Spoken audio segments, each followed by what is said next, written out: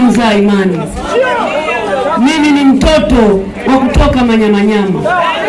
Kiu yangu, dhamira yangu ni kubadilisha kwetu, ili nikifanya vizuri na nyie muaminiwe. Naomba niwaambie, kazi ya ubunge naiweza, siendi kujifunza, ninaiweza kweli kweli. Moto utawaka bungeni, maendeleo yatakuja bunge. Lakini mimi siahidi vitu nisivyoweza kuvifanya. Mheshimiwa Mwenezi, nilisema nitaendeleza mazuri aliyoyaacha kaka yangu Maboto. Ametoka mbunge wa CCM, ameingia wa CCM. Naomba niwaambie, mpaka sasa hivi nina watoto zaidi ya 125 waliopima uniform.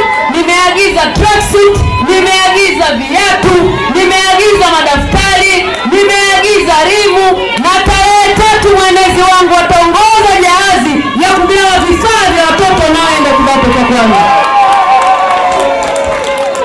Nilisema mimi ni mama, lakini mimi naijua adha ya leo kununuliwa nguo na mjomba, madaftari na shangazi, kwa sababu nilipoteza wazazi nikiwa wadogo. Nikasema abadani katika jimbo ninaloliongoza mimi, mtoto wa masikini aliyefaulu nitahakikisha atapata vifaa vya kwenda shule na ataenda.